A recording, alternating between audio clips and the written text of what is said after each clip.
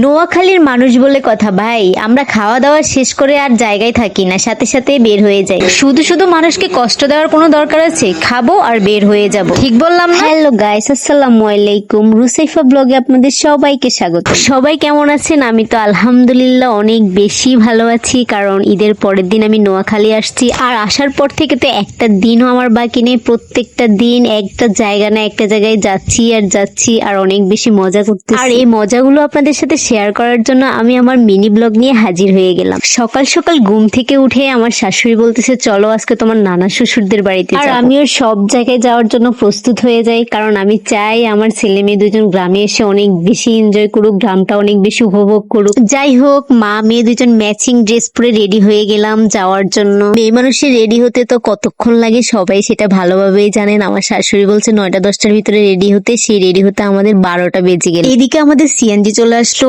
পরে আমরা সবাই সিএনজিতে উঠে চলে যাচ্ছি। আর আমরা নোয়াখালীতে বেড়াতে আসলে আমাদের একজন সিএনজি ড্রাইভার ভাইয়া থাকে, বাসার ভাইয়া। উনি অনেক বেশি ভালো, আর ওনার সিএনজি করে যেতে আমাদের কাছে অনেক বেশি ভালো লাগে, কারণ ওনার সিএনজিতে গেলে আমরা যদি রাস্তার মধ্যে কোনো জায়গা সুন্দর দেখি ওখানে নামতে চাইলে উনি আমাদেরকে নামতে দেয়, আর কোনো কিছু খেতে মন চাইলে উনি আমাদেরকে এনে দেয়। যাই হোক, সব মিলিয়ে ওনাকে অনেক বেশি ভালো লাগে, তার জন্য যেখানে আমরা যাই না কেন ওনার সিএনজি নিয়ে আমরা চলে যাই। আর কথা বলতে বলতে অনেক দূর চলে আসলাম। আমার ননদের বাসা থেকে আমার নানা শ্বশুরদের বাসা অনেক দূরে, তার জন্য অনেকটা লং জার্নি করতে হয় আমাদেরকে। আর আমার নানা শ্বশুরদের বাড়ি আসার আগে আমার আরেকটা ননদের বাসা পড়ে, এই যে এই সাইডে আমার ননদের বাসা। এবার আমার শ্বশুর বাড়িতে যাওয়ার পরেও আমার ওই ননদের সাথে দেখা হয় নাই, অনেক মিস করেছি তাকে। আর আমার ওইভাবে গ্রামে আসা হয় না, 2 থেকে 3 বছর পর পর আমার আসা হয়, তার জন্য সবার সাথে দেখা করলে অনেক বেশি ভালো লাগে। এবার চলেই আসলাম। কথা বলতে বলতে নানা শ্বশুরদের পুরো বাড়ির ভিতরে ঢুকে গেলাম, সিএনজি পুরো ভিতরে নিয়ে গেল আমাদেরকে। এসেই আমরা সবার সাথে দেখা করে নাস্তা খেতে বসে গেলাম, আর নাস্তা খেয়ে কিছুক্ষণ রেস্ট নিলাম। আর বাইরে কিসের রেস্ট, আমার ছেলে মেয়ের কথা হলো এখানে কি আমরা ঘুমাতে আসছি নাকি, আমরা এখানে খেলবো। আর তাই তাদেরকে নিয়ে আবার বাইরে চলে আসলাম। আর ওরা বাইরে একা থাকা মানে আমার অনেক বেশি টেনশন হয়, কোন দিকে চলে যাচ্ছে, পাশে পানি আছে, তার জন্য আমি সারাক্ষণ ওদের সাথেই থাকি। এইদিকে পাকের ঘরে চলে আসলাম ভাবিদের সাথে দেখা করার জন্য। দেখলাম অনেক গরমের ভিতরে বসে বসে ভাবিরা মাটির চুলায় রান্না করতেছে। আর সবাই ভালোভাবেই জানেন মাটির চুলার রান্না কিন্তু অনেক খেতে মজা। আমরা যেহেতু আস্তে আস্তে অনেকটা লেট করে ফেলেছি, দুপুর প্রায় শেষ হয়ে যাচ্ছে, তার জন্য আমরা খেতে বসে গেলাম। আর খেতে অনেক বেশি ভালো লেগেছে, কারণ মাটির চুলার রান্না আমার কাছে অনেক বেশি ভালো লাগলো। দেখুন তরকারিগুলো কালারটাও কিন্তু অনেক বেশি সুন্দর হয়েছে, আর এমনিতেই ভাবিরা অনেক ভালো রান্না করতে পারে, মাশাআল্লাহ। খাওয়া দাওয়া শেষ করে বাইরে চলে আসলাম।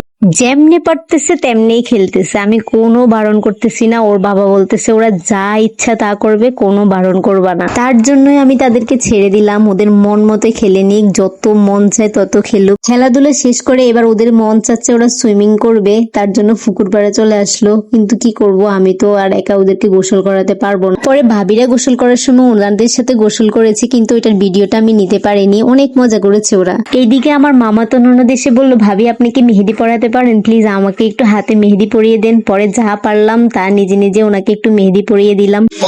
ওনার কাছে কেমন লেগেছে আমি সেটা জানি না। যাই হোক, সারাদিন ঘোরাফেরা খাওয়া দাওয়া অনেক মজা করার পরে বিকেলবেলা আমরা চলে আসবো বাসায়। তার আগে একটু নাস্তা করে নিলাম। নাস্তা করে আর আমরা বেশিক্ষণ দেরি করলাম না, কারণ আমরা নোয়াখালীর মানুষ, খাওয়া দাওয়া করে আমরা জায়গায় থাকি না, সাথে সাথে বের হয়ে যাই। তারপর আমরা বের হয়ে গেলাম। আজকের ভিডিও এতটুকুই। সবাই ভালো থাকবেন, সুস্থ থাকবেন। আল্লাহ হাফেজ, আসসালামু আলাইকুম।